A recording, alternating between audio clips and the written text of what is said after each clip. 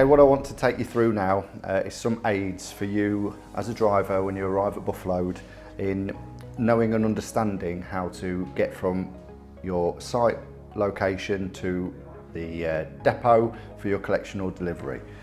Now, Buffaload are going to roll out some mobile phones with a sat-nav software on there called Copilot, and that will negotiate you through a satellite navigated route set up for trucks under the dimensions of double-deckers and singles that we have.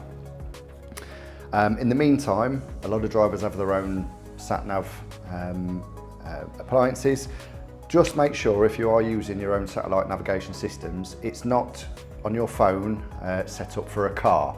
It needs to be set up for a truck. You need to have the dimensions, the height, the width, the weight, in order for you to be certain that this navigational aid, and that is only an aid, will send you in the correct route should you have to deviate from your route. But one of the most effective aids that we have as a company are the route risk assessments. Now, we have a route risk assessment for absolutely every depot, collection, delivery location that we as a company go to. Now, these route risk assessments will tell you whether they're a high, medium or low risk route to get to that location, and also whether the site is a high, medium or low risk site. Now, there are many reasons why sites are determined in those particular ways, but a high risk route would 9 times out of 10 be a route where there are low bridges on the way, very, very tight manoeuvring areas and such like. So you need to be aware of that for when you get to those locations. And on a route risk assessment, it will tell you, is it suitable for a double deck vehicle? Yes, it is. Is it suitable for the vehicle type? Yes, it is.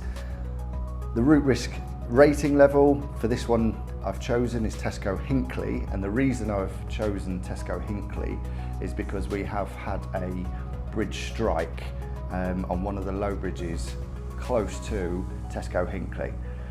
So I would look at this assessment and it's immediately telling me the route risk is high, the site risk rating is low, so plenty of room to manoeuvre on site, and it's also telling me that there is only one single access route.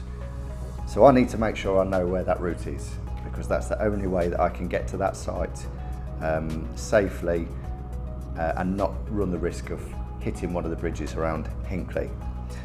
The next box down will give me some information about the site, the do's and don'ts, the process of how do I gain entry, who do I go to speak to, where the bays are located, so on and so forth. You get some photos so that you can see what the front gate looks like and the yard area, so it builds up a picture of what you're going to experience.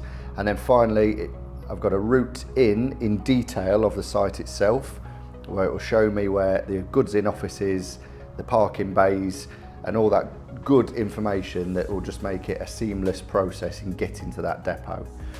All in all, as there are many warning signs as I go down, this depot is on a high risk route. Know your route before you leave. Very, very important to do that, and this will help you. I'll turn it over and I have all 3 low bridges indicated in the vicinity of Tesco Hinckley, and I have a safe route to follow to get to Tesco Hinckley. As it states here, you must use the designated route via the M6 and A444 if coming from the M6, M69 or M1 with a double decker. You cannot use A5 via the M69. So now I know I must not plan my route that incorporates the A5 from the M69. And as long as I follow that route, I will get to Tesco Hinckley safely and miss those bridges.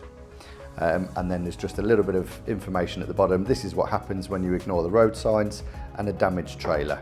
Yep. And if you're a new driver to the company, or you've just come to the country to drive and you're a little bit unsure, this is a great way to help you plan your route, because it's the driver's responsibility to plan the route.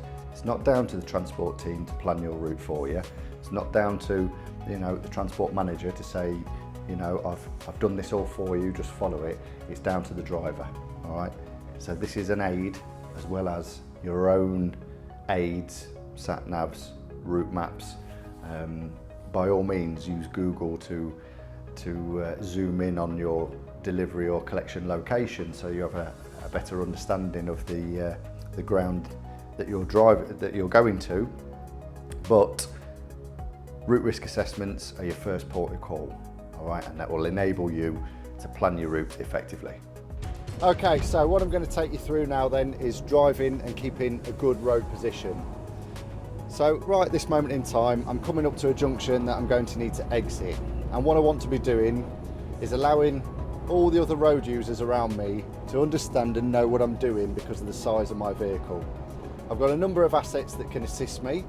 Okay, I've got my mirrors, and as stated earlier, the CAN bus system to check. Now, also, something else that will assist me when I'm driving is the lane guidance button. So if I press that, which I have done, and my automatic braking button, which I've depressed, then if I was to merge over the white line, I'm going to try and do that now. I'm safe to do so. As you'll notice there, that gave an audible warning that I was crossing over the white lines. Now, in a vehicle such as this, if you do move over, you are one of the widest vehicles on the road. You could catch another vehicle that's trying to overtake you off guard and clip them, okay? And with a vehicle the same size as this, you're going to cause some damage.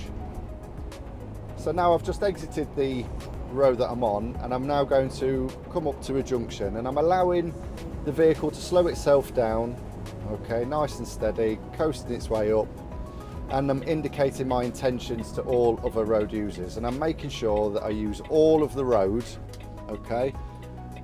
Because I've done so, in my left-hand mirror, the car has stayed back because it knows I'm going to have to swing out in order to not touch this roundabout with my rear wheels of the trailer. If you don't let other road users know what you're going to do in such a big vehicle like this, they have to guess. And if they guess wrong and end up in your blind spot, there could be a serious accident. Another thing to think about whilst driving in a vehicle like this, around these types of roundabouts, so on and so forth, is your cornering speed. As I mentioned earlier on, there is a seriously low centre of gravity due to the small wheels. So if you're going too fast and you have a full load, there is a high likelihood that you will roll a double-deck trailer. Maintain a steady speed that you are comfortable going around a roundabout, negotiating a corner, and you will be fine. If you feel the trailer leaning to the left or right respectively, slow down. Things to think about then, driving in certain conditions. If you're driving in snowy and icy conditions in a vehicle like this, you need to increase your distance from the vehicle in front, most definitely. Your perception, your driving skill, okay, will keep you safe, but you need to maintain that distance. If you have to slam the anchors on in this vehicle, in those conditions, you are going to struggle to stop. And worst case, you're going to have a serious accident. Another concern for this type of vehicle when you're driving, 100%, is wind. Okay, when you're having to negotiate and deal with the gusty gale season that we have in this country, a high-sided vehicle like this will be more susceptible to the wind than others, especially empty. If you feel and you look in your mirrors and you see your trailer moving left and right and you're buffeted all over the road, then it's quite simple. Slow down. You slow down to the point where, as you're using your mirrors, you can see that that trailer is not moving from left to right and is in good order. Then you will be driving safely. Taking corners such as this, turning into junctions, if you go too quick, you can cause yourself dramas with a trailer with such a low centre of gravity. Take your time, signal in plenty of time so other road users know what you are doing, and have good situational awareness of what is coming around. Essentially, this is a 44-ton killing machine.